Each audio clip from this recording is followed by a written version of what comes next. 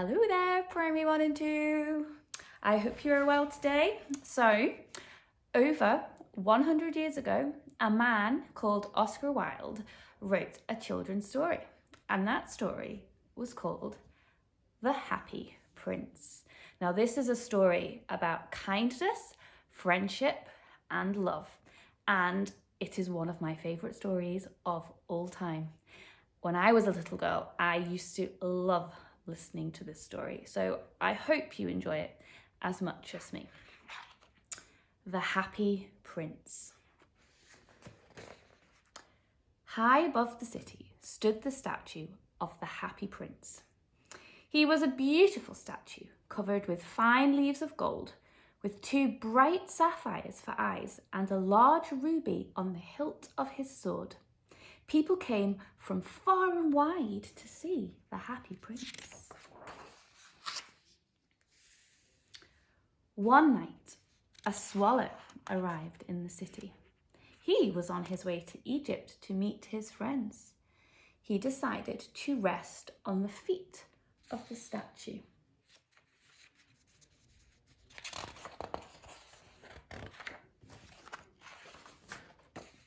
The swallow was very happy with his golden perch, but as he drifted off to sleep, a large drop of water fell on him. This was odd because this night sky was clear and warm. Then another drop fell on him. When the third drop fell, the swallow wondered if he should find a new place to sleep. Then he looked up. There were tears running down the statue's face. "Why are you weeping?" the swallow asked. "I thought you were the Happy Prince." The Happy Prince spoke. "When I was alive and I had a human heart, I lived in a palace just outside the city. I lived a life of luxury. I never cried because I had no reason to cry. I was happy. I didn't care what happened to my people. I only cared about my own happiness.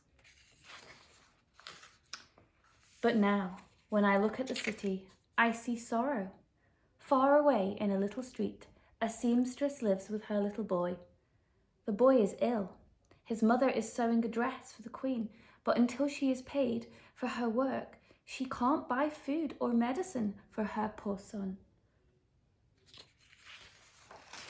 Please, little swallow, take them the ruby from my sword. I wish I could take it myself, but I cannot move." The Happy Prince looked so sad that the swallow agreed to stay for just one more night to help. Then the swallow took the ruby and flew over the city, looking for the seamstress and her son. He placed the ruby beside the seamstress and fanned the boy's face with his wings until the little boy fell into a peaceful sleep. The next day was cold, but the swallow felt warm. The Happy Prince said this had been because he had done a good deed. When the moon rose, the swallow went to say goodbye to the Happy Prince, but the prince had something else to ask. Swallow, swallow, little swallow, far away on the other side of the city, I see a young man in his attic. He is trying to write a play for the stage. He dreams of being a writer, but it's so very cold and he cannot afford wood for the fire.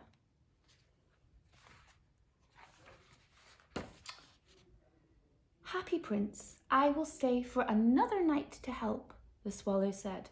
"Shall I take another ruby?"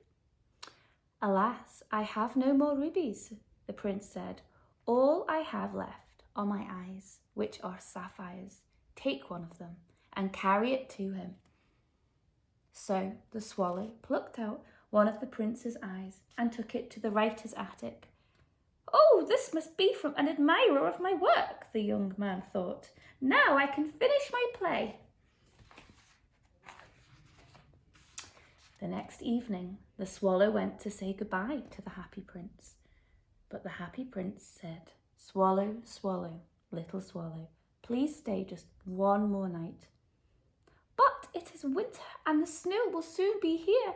In Egypt it is warm and my friends are enjoying the sun. I have to go.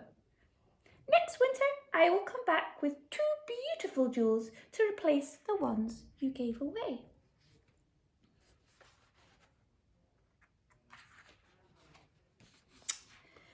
In the square below is a little match girl, the prince said. All her matches have fallen in the gutter and are spoiled. She is crying because she knows her father will be furious if she does not bring home the money. Take my other eye to her, so her father will not be angry.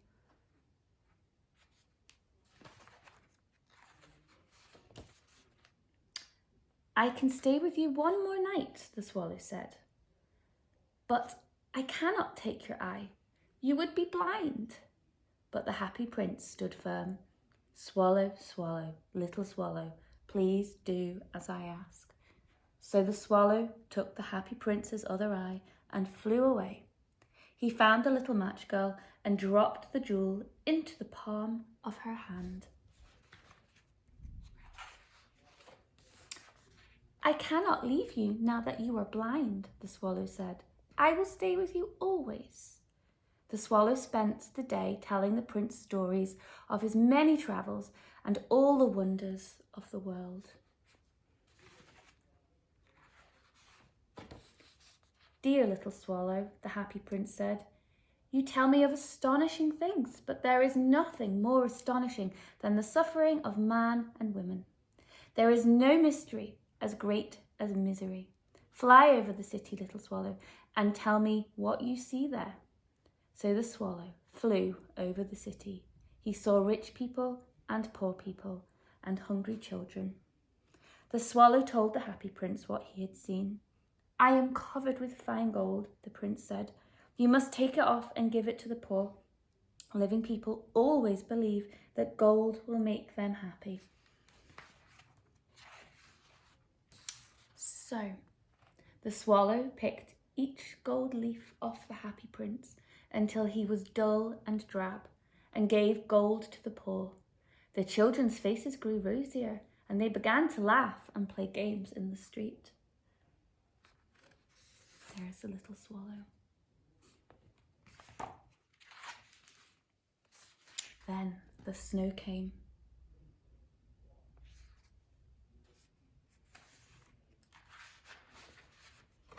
The swallow grew colder and colder, but he would not leave the happy prince.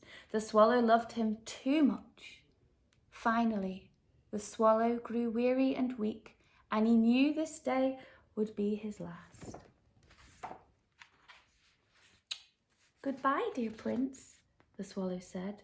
Will you let me kiss your hand? So you are going to Egypt at last, little swallow. You must kiss me on the lips, for I love you.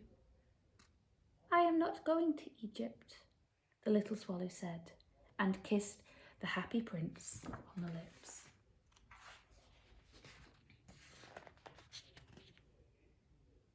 At that moment, a loud noise came from inside the happy prince, as if something had cracked. His lead heart had broken in two. Early the next morning, the mayor was waiting in the square below. He looked up at the statue. Dear me, how shabby that happy prince looks, he said. So the mayor gave the order to pull the statue down. He is not beautiful and he is not useful, the mayor said. The prince was taken to be melted down. How strange, a man said. This broken lead heart won't melt in the furnace. We will have to throw it away. So they threw it on a dust heap where the swallow was also lying.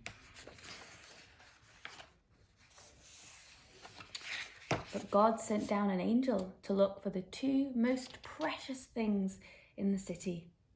The angel chose the swallow's body and the happy prince's broken heart of lead. The swallow and the happy prince were reunited and lived happily together in the Garden of Paradise forever. And that is the end of our story today. A story of true kindness.